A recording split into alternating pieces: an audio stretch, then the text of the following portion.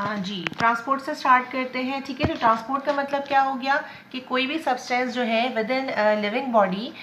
इधर प्लांट और living organisms की अगर हम बात करें तो एक सब्सटेंस, कुछ सब्सटेंस एक जगह से दूसरी जगह पे ट्रांसफ़र करवाना बाकायदा एक मेंटेनेंस के साथ, एक मेंटेन सिस्टम के साथ, ठीक है, एक डिसिप्लिन के साथ, तो वो बाकायदा कहलाता है ट्रांसपोर्ट सिस्टम।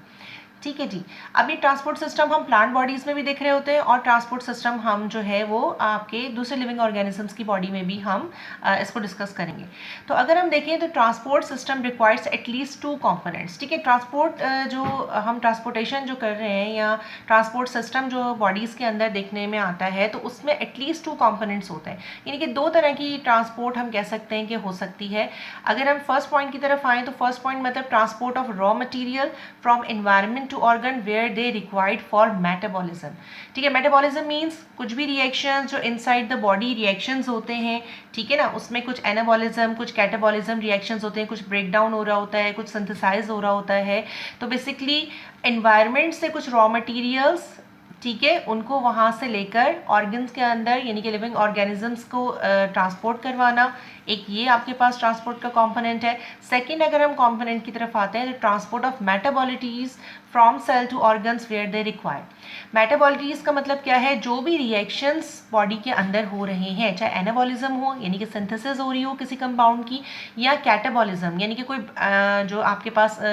केमिकल रिएक्शंस है, ब्रेक डाउन हो रही है मॉलिक्यूल्स की, तो उनके नताइज में बनने वाले कुछ प्रोडक्ट्स हैं। ठीक है ना, अब उसमें कुछ प्रोडक्ट्स होते हैं, ठीक है, कुछ यानी कि बिग मॉलिक्यूल्स ब्रेक डाउन होकर स्मॉल मॉलिक्यूल्स बना रहे हैं, तो मेटाबॉलिटीज़ कहते हैं जो मेटाबॉलिज्म के नतीजे में जो भी मॉलिक्यूल्स, स्मॉल मॉलिक्यूल्स या स्मॉल स्ट्रक्चर्स बनते हैं उनको मेटाबॉलिटीज़ कहते हैं सेल के अंदर। तो या तो ट्रांसपोर्ट जो होगी वो किस तरीके से होगी कि रॉ मटेरियल्स एनवायरनमेंट से लेकर ऑर्गन की तरफ ट्रांसपोर्टेशन होनी है, जिससे की वजह से वो अपने केमिकल रिएक्शंस मेटाबॉलिज्म को फॉलो अप करेंगे, या फिर हम कह सकते हैं कि सेल के अंदर जो बनने वाले मेटाबॉलिटीज़ हैं उनको ऑर्गन्स पे ट्रांसफ़र करवाना जहाँ पर उनकी नीड है। ठीक है, तो इस वजह से क्या होगा, दोनों तरह से हम कह सकते हैं कि ट्रांसपोर्ट सिस्टम यहाँ पे रिक्वायर्ड होता है।